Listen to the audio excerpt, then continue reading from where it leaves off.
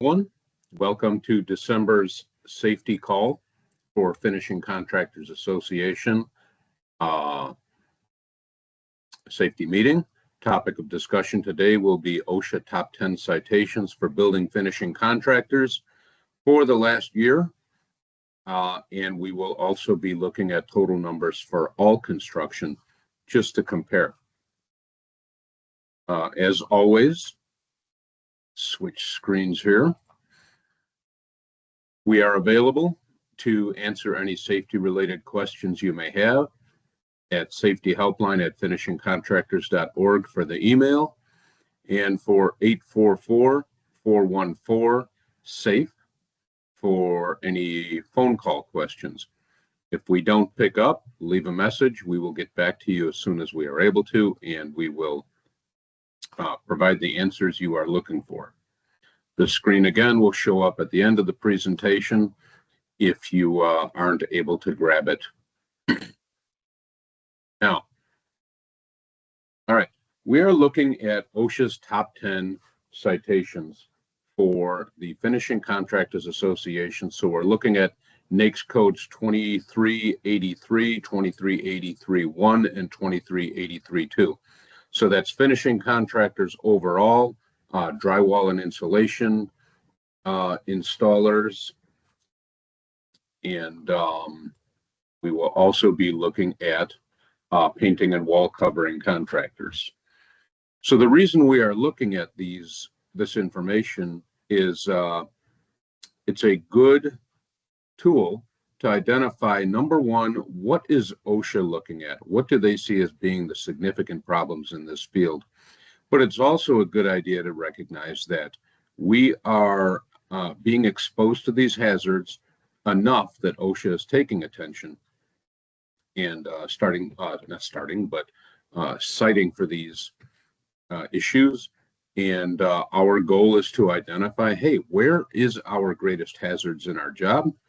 And what can we do to protect our workers from these hazards? Obviously, we want to protect ourselves from OSHA exposure as well, but our primary purpose here is to make sure our workers are protected against the hazards they face at the work sites. And so this gives us a good target, top 10 things. Hey, let's look at these things and fix these things, while also remembering to look at the other issues that may be faced at the job site. Remember too, these are citations for hazards that were not addressed by or finishing contractor employees were exposed to. Keep in mind that your workers are still going to be exposed to the other hazards inherent in those work sites being performed by other disciplines, your mechanical, your plumbers, your electricians. So don't just look at these 10 and think that if you are covering these 10, you're okay. These are just the top 10 concerns that finishing contractors are engaging in. So we want to get these infractions down and make sure people are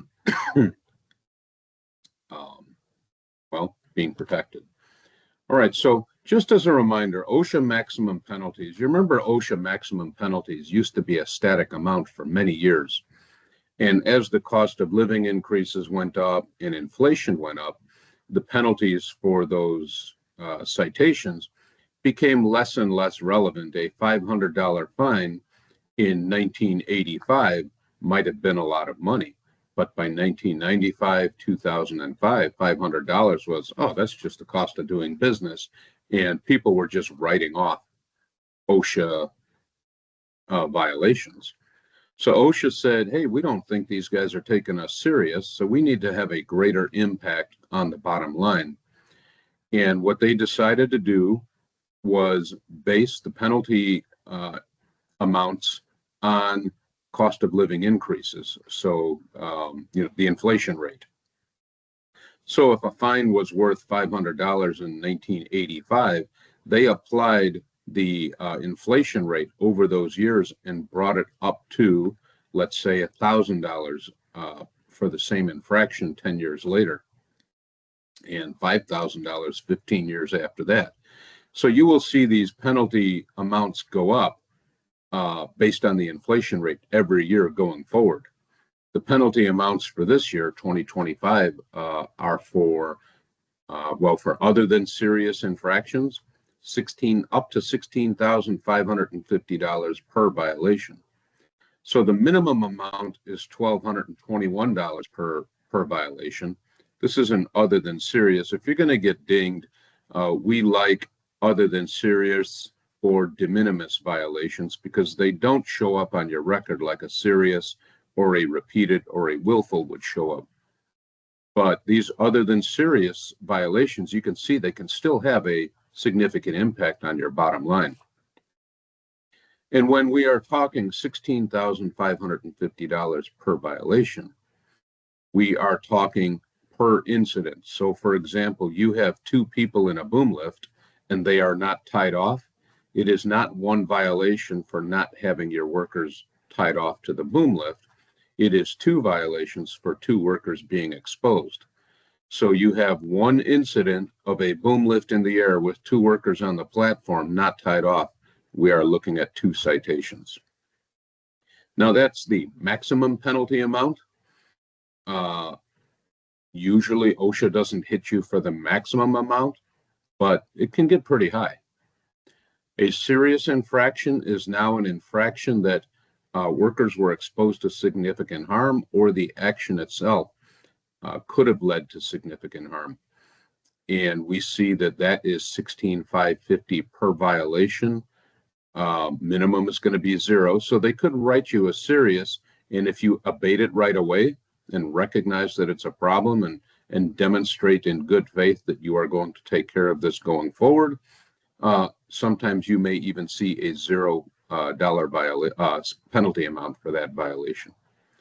But if it's a repeated violation, let's say you have an incident and OSHA cites you for a serious, and 6 months later, they come out and they see you doing the same thing.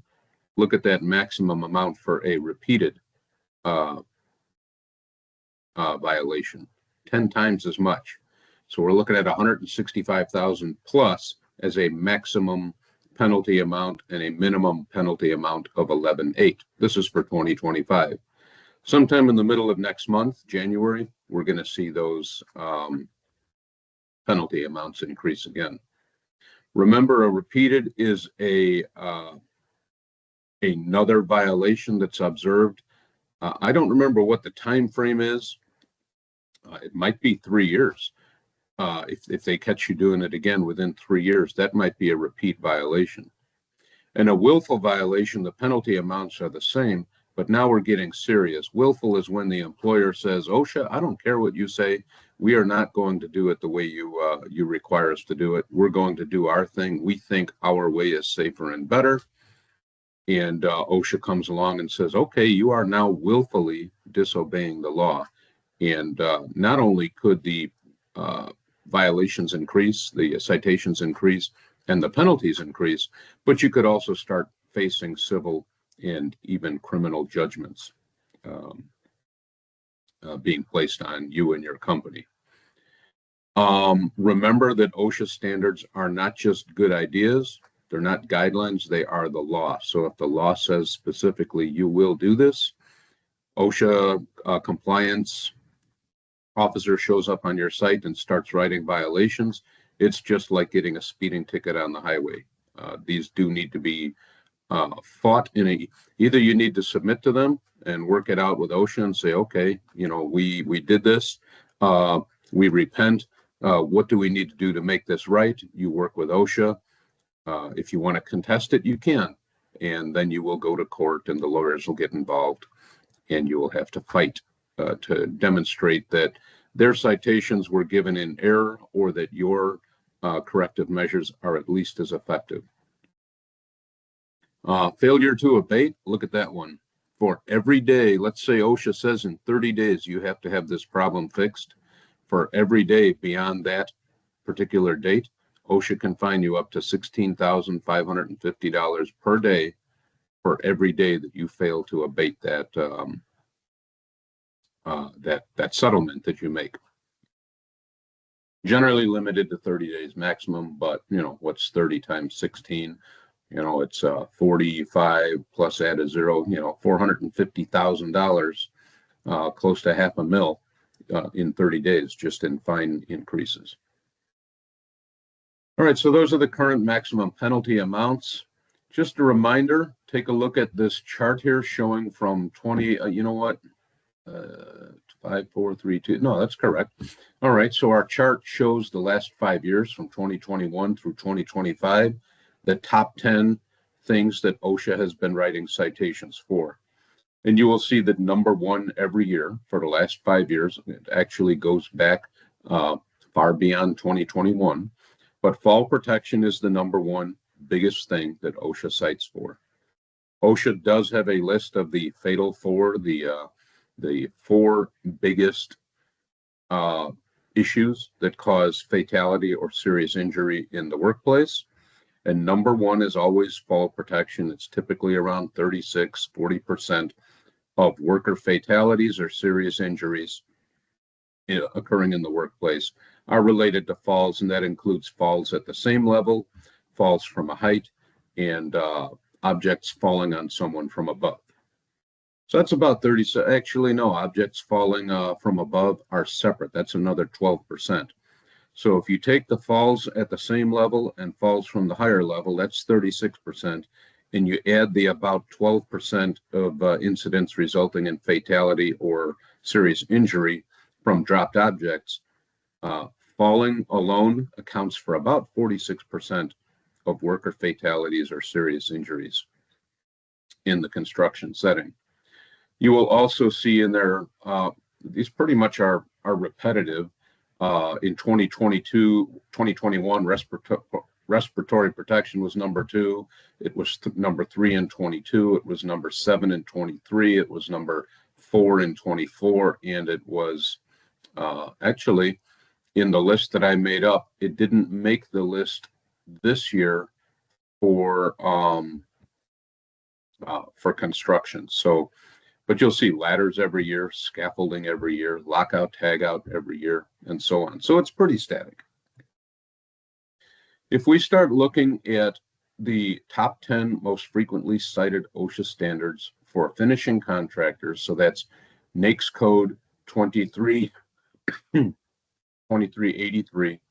Number one, hey, look, there's that fall protection issue again. And you will see that it is also in that right column, number one again for all construction. So OSHA issued 9,255 citations for a total of $51 million plus to the construction industry over the last 12 months. By the way, these dates, these statistics go from September of 2024 through October of 2025. If we look over here in column 2, category fall protection, the finishing contractors group, the workers who employers who use the code 2383 when they're submitting their OSHA 300 data or when they set up their workman's comp with their insurance group. They received 223 citations for a total of $1.4 million just for fall protection. So if we look at fall protection, they are citing for things like missing fall protection. Fall protection was required because there was a fall hazard of greater than 6 feet to the next level, and there were no guardrails. There was no fall restraint system in use preventing people from getting to the fall edge. There was no personal fall protection system being used to prevent people from hitting that next lower level. This could be anything from an incomplete guardrail to, and by incomplete, I mean failure to surround or completely protect that fall hazard, to improperly constructed fall protection. Perhaps the mid-rail is missing, or the guardrails, excuse me, I have a lingering cough, but perhaps the guardrails cannot withstand the outward and downward pressure requirements, 200 pounds for a top rail, 150 pounds for a mid rail. Maybe there are toe boards missing. preventing items from being kicked down onto workers below. It could be not wearing that personal fall arrest system in the boom truck, or when you're transferring from a scissor lift to another work surface. So just not having that fall protection system is a big one for those citations. And then training, talking to the workers and finding out the workers saying, yeah, I've never had any formal training on how to wear this harness and you know, what to attach my lanyard to. Maybe they'll see a lanyard attached to a guardrail on a boom lift instead of an anchor point. And then they find out that, yeah, I've never been trained. Oh, I didn't know I had to hook onto that, you know, cable there, or that anchor point on the guardrails. And now there's 2 citations: failure to wear the fall protection properly and failure to train the worker to wear the fall protection properly. They're also dinging on fall arrest systems. Are the lanyards the right type? Some lanyards will have on the label will be an instruction saying that if this lanyard is going to be used as a fall arrest lanyard, a shock absorbing system must also be used. Harnesses, are they the right kind of harness? Are they adjusted properly?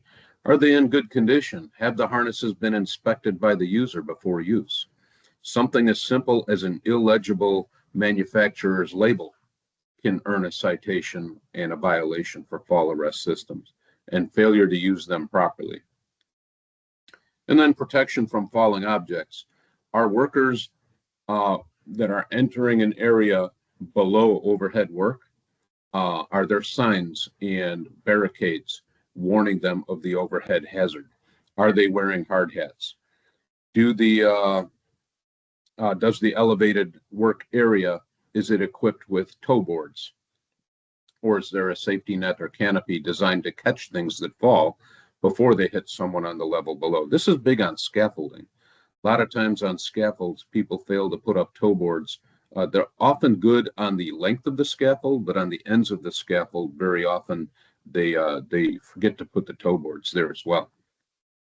Also, end protection on scaffolds, just guardrails are often missed. So those are the kinds of things that OSHA is looking for when it comes to fall protection. Number 2, scaffolding for finishing contractors, 181 citations for a little bit over $500,000 for scaffold violations. Note in construction, it's number 4 violation for all construction. And for all construction, they issued over 3,000 citations and more than $10.5 million in fines. So scaffolds could be anything from a supported scaffold to a baker scaffold. Those would probably be the more common scaffolds that are being used by finishing contractors, but it also includes swing stages, hydromobile lifts, and ladder jacks, form scaffolds on concrete forms. But for finishing contractors, it's usually going to be those frame scaffolds, those supported scaffolds, and your bakers. So scaffold construction is a big one. When we're looking at those supported scaffolds, are all levels cross braced front and back? If the cross brace is being used as part of fall protection, in other words, a form of guardrail, is that center point at the at that cross point, is that at the top rail height or the mid rail height? Whichever one it's at, a rail needs to be put in at the other. So anytime you see here, for example, if we look at this scaffold, we can see that 2, 3, 4, 5, at about the 5th level, there are guardrails completing the guardrail system there. But if you look at the 2, 3, 4th level, we can see incomplete scaffolding. We also see scaffolding planking there for a work platform, suggesting that workers may go out onto those platforms, but the guard railing there is incomplete. On that 3rd level, so you have the ground level, 2nd level, 3rd level, so just above that green attachment on that frame there, you can see that they installed toe boards on that level. So we're good there. But incomplete assembly, mismatched parts, The parts and equipment are not in good shape. You know, there's bends or there's weld compromise. The feet of the scaffold are not on screw jacks. And if they are on, let's say, non-stable ground, so for example, it's on just soil, broken ground, they're not using mud sills. These are all factors that they look at. Are the scaffolds tied into the wall at a 4-to-1 ratio? So those are the kinds of citations that they issue. Inspections. The standard requires an inspection of that scaffold at the beginning of every shift and whenever conditions change. How do you know the scaffold inspection was done? Remember, OSHA's attitude is if you didn't write it down, you didn't do it. So the best, this is not a requirement by OSHA, but this is a best practice. The competent person needs to inspect that scaffold, and then they should apply an inspection tag at all access points to that scaffold. So if you're using a stair tower or a ladder to get up on that scaffold, right there where you would begin your ascent, a scaffold tag should be applied, a green one that says this scaffold is safe to use, a yellow one that may indicate do not go on levels 3 and 4. For example, guardrails may not be installed up there, but it'll tell you, you know, there are some compromises here, so don't go there. A red one, of course, would be don't use this scaffold system at all. Aerial lifts are often included here as well. Scissor lifts, certainly, because scissor lifts fall under the scaffold standard. And they have been now combined with ANSI by ANSI under the Mobile Elevating Work Platforms ANSI standard. So citations for scissor lifts are also there for incomplete guardrails. A lot of access points on scissor lifts. The mid-rail at the access point may just be a safety chain, and that safety chain is not secured. That could be a problem. Scissor lifts may have a maximum load capacity of 2 workers, 500 pounds. If it's the kind of scissor lift where the platform can be extended out, look at the load chart. It may say maximum load capacity of that extended part is 250 pounds. And when it's out, maximum load capacity of the fixed platform is also 250 pounds. So you start bringing up a lot of materials and 3 guys on your scissor lift. You might want to double check that load sheet and make sure we're not overloading the system. Competent person training. Who's the competent person on site? Very often when I get on a site and I say, who's the competent person, I will hear, oh, we all are. We've all had the training. Remember, a competent person is someone who is, by training, knowledge, or experience or certification, is capable of recognizing the hazards and has the authority to correct those hazards when they are discovered. As soon as you change the scenario and say, okay, now my coat, instead of it saying on point, says OSHA on it, and I ask you who's the competent person, all of a sudden fingers start pointing in different directions. So remember, the criteria for a competent person has to have the authority to take those corrective measures. And that person should be on site, needs to be on site at all times the scaffold is in use. That way, if conditions change, he is there to make sure that the proper adjustments have been made. Scaffold user training, that's a big one that they cite for. People are not, there is no record of training that the person was trained on how to work on a scaffold safely, how to construct it safely, how to recognize deficiencies so they can be reported. And then using the scaffolds themselves, that may be something as simple as using the cross braces to climb the scaffold, or defeating guardrails, or removing planking so that they can get something up on the platform, and you know, and then they forget to replace the planking. We had an incident not too long ago where just that happened. Fortunately, it was only on the first level of the scaffold, but they removed the planking so some materials could be loaded up on that level, and they never replaced it. A young apprentice happened to be working on the platform with the journeyman, and the journeyman asked him for something. The guy turned around to get it, And when he placed his foot as he turned, there was no planking to stand on. Fell down 5 feet and knocked himself out. And he ended up with a concussion. Remember, falls from a height as little as 2 feet can be fatal. All right, the third thing for finishing contractors, personal protective equipment. That's a big one. 150 citations for a value of almost $250,000 for finishing contractors. It was number 3 for all construction, with over 3,000 citations and over $10,000 in fines issued for construction. PPE, many guys on a site will figure that if they're wearing their PPE, they are complying with safety expectations. Remember that PPE is your last measure of defense, not your first measure of defense. So if we break it down into what was cited for finishing contractors, there were 98 citations for respiratory protection.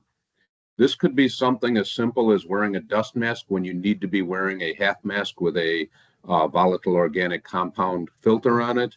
It could be facial hair between the face and the mask seal, preventing a good seal. Could be the wrong type of mask being used. Could be failure to train, failure to fit test, failure to go through the medical evaluations. So 98 citations there. There were 27 citations for not having appropriate eye and face protection. So safety glasses aren't being worn. Face shields aren't being worn when workers are generating flying particulate matter, such as in chipping, grinding, sawing. Might even be in welding, not having proper tinted glasses or face masks when doing welding. Head protection, 17 citations, so not having appropriate hard hat on. Certification of hazard assessment, so that's standard 1910.132.d.2. So have you done a hazard assessment of your work site to identify what PPE is necessary for use? And that is a requirement. And then, was PPE provided? If it was provided, was it used properly? If it's used properly, is it being maintained in a sanitary and reliable condition that includes storing it properly? So providing the PPE is good. Failure to provide is not good. It has to be used properly. Those are all things that that OSHA has cited for. On the respiratory protection issues, you need to have if respiratory protection is required for the work that you are using, you have to have a written respiratory protection program. If it is more than a dust mask being worn on a voluntary basis, workers need to go through medical clearance, and that needs to be done annually. And they need to have an annual fit test.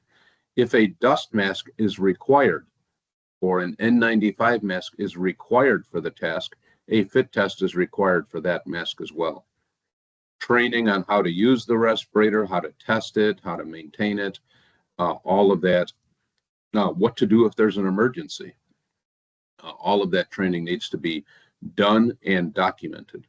And then storage and cleaning. A lot of times we'll find masks just laying around on the site and they're coated with materials. The inside of the mask has all kinds of dust and material accumulation on the inside of the mask. Masks with the face shields. The face shield is scuffed and contaminated and scored and difficult to see through. So they'll cite, they'll cite for that as well. All right, number 4, walking and working surfaces. This includes anything from a elevated work platform to a bridge crossing a gap to your ladder usage. And 99 citations for finishing contractors, ranked at number 4. It was number 2 for all construction, and again, over 3,000 citations and more than $10.5 million in fines. Ladders are big. So for finishing contractors, 77 citations for ladders. Note where that gentleman is standing on that ladder right there, the top step, the one that says, don't stand on this step. That's a citation. Remember, the reason that top step is prohibited is right up there. If he pitches forward, he can't lean into the ladder to brace himself. He's just going to go right straight forward. Other violations might be step ladders where the bracing isn't fully extended, or the step ladder is being leaned against a wall and used as a straight ladder. A straight ladder does not extend at least 3 feet past the surface that they're stepping off onto. The ladder is damaged and it is not taken out of service and not labeled with an out of service label. Warning labels on the sides of the ladders are no longer legible. They'll cite for that as well. Are stairways in good condition? Are they cluttered with all kinds of tools and materials and objects? Remember, stairways need to be kept clear of any slip and trip hazards. They need to have handrails. If they are more than 6 feet, if the stairway goes up more than 6 feet above the next level, they have to have handrails. And those handrails need to be of the correct height and also the correct height for fall protection. What about training? Are people trained on the fall hazards and how to use a ladder properly? How to inspect a ladder? Ladders are supposed to be inspected before each use. Why? They take hard use, they get moved around, they get banged around. They should be looked at before they get climbed up on. Fall protection systems, falling objects. So fall protection systems would be your guardrails on your elevated surfaces. Falling object protection, that's your toe boards or your canopies or nets. And then other general requirements related to working on elevated surfaces and just your regular surface. Is there a hole in the floor that has not been covered? If it has been covered, is the cover substantial enough to support at least the expected weight? Is the cover secured to the floor so that it can't be moved around? Holes in floors more than 2 inches in their least dimension need to be covered. So just some examples there. Talked about that. Stairways, do you have a clear path? Oh, ladderways and stairways. At the top of the ladder, if you're using a ladder to transition from one surface to another, the transition level, so at the base of the ladder, we need to have at least 36 inches of clear space. And at the top of the ladder, we need to have at least 36 inches of clear space so we can step off safely onto level, stable ground. Same thing with stairways. If we're building stairways, the riser height needs to be the same depth. The tread depth needs to be the same height. The treads need to be the same depth. So as you're climbing the stair, each step is consistent and you're not stumbling your way up those stairs. And then handrails need to be provided. Anytime you have, let's see if I remember this right, more than 4 or more risers and 3 or more treads. And if the stair rail, you need to have handrails. And if the stair goes up more than 6 feet high, those handrails need to be of the fall protection standard. All right, powered work platforms, 59 citations for misuse of powered work platforms, a little over $250,000 in fines. It was number 30 for construction in general. I think Finishing Contractors probably uses elevated powered work platforms more on average than construction does. So frequently cited issues, use, inspections, training. Do you have a rescue plan? No one has a rescue plan. Talked about this today at one of the trainings that I just did. Very often a rescue plan is a process that is in someone's mind, and they know that if we have a problem, we're going to do this, we're going to do that, we're going to call this person. But what happens when the person who has the plan in their head is the one who needs to be rescued? Maybe they came in contact with live electric and they're passed out in the platform. Or they have a medical issue, diabetic, and their blood sugar went low and they're passed out in the platform. Or somebody's hanging from the platform by their personal fall arrest system, and the drop caused them to pass out. But they're the only one who knows the rescue plan. That rescue plan should be written down, probably should be kept on the ground, not up in the platform somewhere, so that other people have access to it, and that rescue plan should be reviewed before we start doing the elevated work. I have an issue whenever I come up on these sites and I see the two guys in the platform and there's no ground person and there's no, let's say, a second platform working in the vicinity. You look around and these are the only two guys on site. If these guys have a problem, who's going to do the rescue? We have issues where we'll come up on a site and there is one person on site 40 feet up in an aerial lift. If for some reason he gets ejected out of that platform and he's hanging from his harness, who's going to call for help? If he has his phone on him and it didn't flip out of his pocket, is he even conscious and able to make that phone call? So there needs to be a plan for rescue, and it needs to be written down. And OSHA will cite for not having a written rescue plan. Also, working near power lines. The distance requirements for power lines generally are going to be maintain at least 10-foot distance from overhead power lines. If you're working indoors, there may be overhead electric that is not sealed up, it is not insulated, that you may come in contact with as well. I'm thinking of, for example, in a production facility where overhead cranes have exposed electrical buses along the length of the crane travel path. So it is possible that you could be exposed to electric and there not even be overhead power lines. So those those kinds of things need to be evaluated when you do your hazard assessment and identify what hazards you need to watch out for.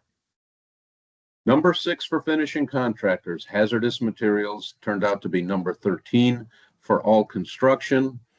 Looks like I missed the $sign, but for finishing contractors, it was 64 citations for a total of $326,000.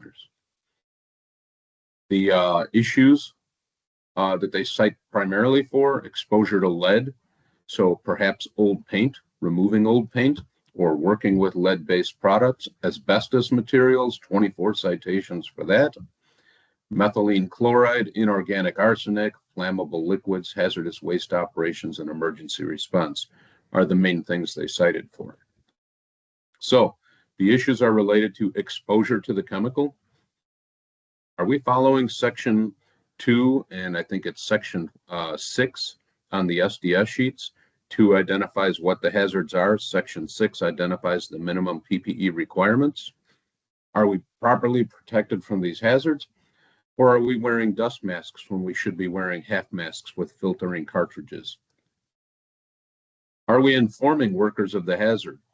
So if we are doing lead abatement or asbestos abatement, we need to isolate the area and inform workers that there are these activities going on and they need to stay away.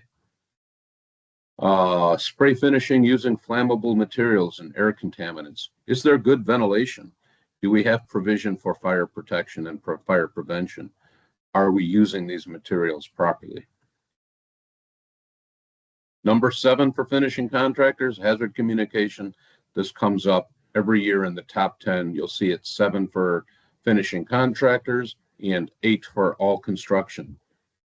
Always in the top 10. So do you have a written program identifying how you are going to communicate to your workers the chemical hazards they may face in the workplace? That includes silica. Are we working with concrete? Are we mixing concrete? Are we cutting concrete? Are we just working with silica-based materials? Even though it's not a chemical, there is an SDS sheet for asbestos-based materials. So take a look at the products you're using and make sure you have those sheets available. Do you have a written program? Have you provided the workers with information and training, the hazards they face and how to protect themselves from those hazards? Are safety data sheets available on request? Remember, the employee needs to have those safety data sheets available on request, and it needs to be the correct safety data sheet. We recommend that foremen actually keep a paper copy of the safety data sheets in their job box or on their trucks, so that if they do have an employee exposure where emergency medical services needs to be contacted, when they arrive, you have a paper copy you can give the EMTs and say, this is what he was exposed to, and they can begin treatments. They can pass that off to the ER doctor and so on. Plus, it is there for a quick reference. What happens if your electronic resource isn't working because you don't have a good internet connection, or the battery on your tablet or your phone went dead? So having those paper copies, I'm old school. I like to see that paper so that someone, a group, can review it easily. But they need to be readily accessible upon request, and you need to have the correct SDS for each chemical. It is not enough to recognize that you're working with MEK and you go online and you find an SDS for, methylethylkilomol. And it is a different SDS sheet for the product you're actually using. And maybe the hazards are different, or maybe the personal protective measures recommended by the manufacturer are different, in which case we would be failing to protect our workers properly. Labeling is key. They'll cite you left and right for labels that are missing, labels that have been defaced or are no longer legible, and also labeling on those secondary containers. If we are transferring product from a bulk container to a smaller container for ease of handling, and we are not maintaining control of that container, and then when we're done discarding the contents or returning the contents back to the bulk container, then that secondary container must have the appropriate GHS compliant labeling. So that means we're not just writing on the bottle in black marker, xylene, right? No, it has to be xylene. What's the signal word, danger or warning? How is it going to hurt them? How do we prevent that from happening? Do we have the proper pictograms? The image there shows the 9 different pictograms that are recognized by OSHA. 8 of them are required. That middle one on the bottom is a DOT pictogram, and that's optional. But if the SDS sheet shows, let's say, health hazard and toxic and flammable, then those pictograms need to be on that label as well. People will often get those make your own labels, and you fill in the blanks and fill in the information with let's say a laundry marker. Remember that a lot of those chemicals are volatile, they're flammable, and they can also work as solvents, and they'll dissolve that marker right off that label. So those labels do need to be maintained. There's an example of your label. We have our product identifier. We have our signal word. Remember, signal word's going to be danger or warning. Danger means this will kill you if you misuse it. Warning means this may kill you if you misuse it. There's your pictograms. In this case, we see flammable, we see irritant, and we see health hazard. So we know now the number of pictograms does not make this chemical more or less dangerous than another. You may have hydrogen cyanide, which just has 1 pictogram, skull and crossbones, toxic, right? And you may have gasoline, which is flammable, irritant, health hazard, and environmental hazard. Many people will look at those 4 pictograms and say, wow, gasoline must be more dangerous than hydrogen cyanide. Remember, hydrogen cyanide is used to execute people on death row. Gasoline, we let our 12-year-old kid fill up the gas tank on our car. So what's the danger level? The pictograms only indicate the different ways the product can hurt you. So more pictograms does not necessarily mean more bad. There's your hazard statements, how it'll hurt you. There's your precautionary statements, how you can prevent that from happening. This label actually also provides precautionary statements letting you know how to respond if you're exposed to this chemical. For example, if swallowed, immediately call a poison center. Do not induce vomiting. And they will cite, you have 5 fuel cans on site and they're all missing or they have illegible labels. They will cite you 5 times for these labels. They will not cite you once and say a number of fuel containers were missing their labels. No, there will be 5 citations. Look at the SDS sheet if you're not sure what the hazards are, and section 2 will tell you what needs to be on that label. Number 8, general safety concerns. This could be anything from warning signs weren't posted to general housekeeping is not being maintained. Finishing Contractors had 46 citations for 163,000. It was number 5 concern for all construction, and they had almost 1,200 citations and almost $5 million in fines. So anything general safety and health provisions, you're working indoors and there's too much dust. So nuisance dust is a hazard. There's not been enough ventilation going on. There's too many trip hazards on the floor. Paths to emergency egress are not being maintained, so people can't get out in a hurry if there's an emergency. Safety training and education, housekeeping, there it is, noise exposure. We're not warning people about noise levels. We're not providing hearing protection or requiring hearing protection. We're not policing it and ensuring people have proper hearing protection. And we're not doing what we can to keep those noise levels down. And then poor lighting.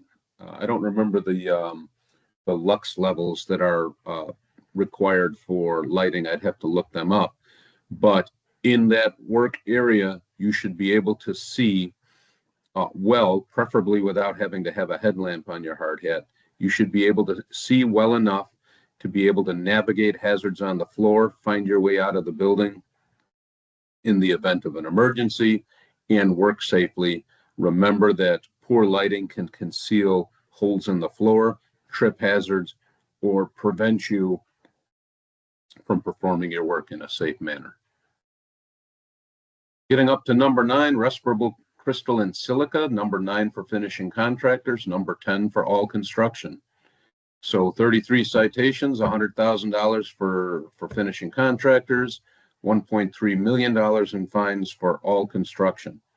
So anytime you're manipulating or fracturing concrete, working with concrete or other silica containing materials, terrazzo, floor tile, drilling into concrete walls, that silica exposure hazard is there, and they are fining for things like failure to use protective measures. Generally, it's going to be wet methods or vacuum, high efficiency vacuum systems collecting that dust so it doesn't get stirred around. OSHA has established 18 common tasks that are done in construction, and they've established what they call Table 1. You'll find it in the respirable crystalline silica standard. And they have 18 common activities where if you perform those activities using their protective measures, they will not cite you. How can they argue? So we're doing what you told us to do. If the task you're doing is not in that table, then you need to do your air monitoring and establish a written exposure control plan, informing people how to protect themselves from those hazards and what, if any, respiratory protection needs are going to be used, what housekeeping measures you're going to maintain, how you're going to notify other people of the hazard. And those need to be on site so they can be reviewed. And you need to have a written program. So OSHA doesn't just cite because they see a dust cloud. Usually there will be a number of citations related to that dust cloud. The dust cloud just gets their attention. If your equipment is designed to be used with, let's say, a vacuum shroud, generally the standard will say the tool must be equipped with a vacuum shroud engineered to work with that tool, and it must be working properly and in good condition. Or the wet method, water must be delivered to the point of operation through an engineered water delivery system that is capable of keeping the dust levels down. If there's dust, either your vacuums aren't working well enough or you're not putting down enough water. We'll see people working with a cutoff saw and someone with a spray, like a pressurized water can, spraying water on the saw blade. That's iffy because it is not described in the Table 1 tasks, but you also don't have a written exposure control plan showing that this is at least as effective, nor can you be certain that the person applying the water is applying the water at the right location and at the right rate. So often OSHA will cite for that, and you can argue that, but now lawyers are getting involved. Well, there was no dust produced, so it must have been affected. OSHA will still say, well, you need to prove it. Written programs need to exist. Those are required in the standard. Number 10 for finishing contractors, electrical concerns, 31 citations, $57,000 in fines. Note that it's number 9 for all construction. An electrical could be anything from wiring design and protection, so the wires are not being protected properly. Many times, temporary power stations, for example, will be fed by a power feed that is not protected. It is not in some form of armored cable, at least 8 feet above the floor. That could be a citation. Wiring methods, components, and equipment. So the condition of your electrical equipment is not being maintained. NFPA 70E refers to the working with energized electric, live electricity, failing to take the appropriate measures when doing so, testing, for example, to ensure that lockout tagout is being done properly. I didn't put it on the list, but lockout tagout is also in here. Cords, extension cords, routing of cords. Are they being routed in such a way that we're keeping the trip hazards to a minimum? Are they being maintained so we're not driving big, heavy scissor lifts over extension cords and damaging them? Are we maintaining those cords and equipment? Are ground pins present? Are cords pulling away from plugs? If cords have been repaired, has the repair restored the cord back to the original manufacturer's spec? If not, it's not a qualified repair. And then GFCI usage, required in construction, unless you do an assured grounding program, which is a huge pain in the butt. So use those GFCIs or start planning on doing a lot of daily inspection of your electrical equipment. Finally, we're going to get to record keeping. We are at that time of year. We're going to close out the end of the year. Let's see, it's the 19th today. So we have 12 days left in 2025. In January, we are going to start tabulating our recordable incidents that we've had over the years, over the last 12 months rather, because we are going to need to post our summary, OSHA 300A summary at your work location so workers can see what your track record was. I believe that has to be done in February and must be posted until the end of April. And in February, March sometime, I have to look up those dates to be sure, but your data has to be electronically submitted to OSHA as well. So when we look at record keeping, it is number 9 for drywall and insulation contractors. It didn't make the top 10 for finishing contractors or for painting, but for drywall and insulation contractors, it did come in at number 9. 6 citations were issued for a total of $14,000. A lot of times OSHA won't actually give you a penalty for these violations unless it looks like you're trying to fudge numbers or falsify documentation. It turned out to be number 11 for both building finishing contractors overall and for all construction. So we just missed the top 10. Record keeping often ends up in the top 10. This year it was number 11. And they will fine you for not keeping records at all. Under reporting records, you had 5 recordable incidents last year, but you told OSHA and you told your workers you only had 2. Over reporting, this is very common. A lot of employers, if it's a workman's comp, it goes on the OSHA log. That's not the case. Record keeping is an entire different session, but a lot of times employers will report things that OSHA doesn't need to know about. Just because a guy went to the dock in the box and got 3 stitches on his finger, that's not a recordable incident. Actually, that would be a recordable incident. But let's say twisted his ankle and went to the dock in the box, and the doc said, "Oh, you'll be fine with some Tylenol. Go home for the rest of the day. You can go back to work tomorrow." That's not a recordable, but a lot of employers will report it because a workman's comp case was generated. Not having a summary log, that's your OSHA 300 summary log. Your 300A, there's a screenshot of a corner of the log there. That log is not being posted. Typically, the citations will be other than serious, but if it does look like you are trying to fudge numbers to make things look better or not look so bad, then it can become a serious or even a willful violation. And you'd have a duty to report because you guys are working in a hazardous occupation. There used to be a rule that if you have less than 10 employees, you don't have to do it. No, because you work in a hazardous occupation, regardless of the number of employees, you still have to report. So they will cite if you don't report, including the electronic submission. So if you're not familiar with the electronic submission process, contact me and I can hook you up with how to get that done. That's it for December. Contact information is up there again for you to grab if you need it. This is a recording, so we won't have a question and answer session, but I wish you all a Merry Christmas, Happy New Year, Happy holiday season to you and to yours, to your organization, to your employees, and to all of you who make everything work. Appreciate you very much, and we'll see you next time in January. Thank you.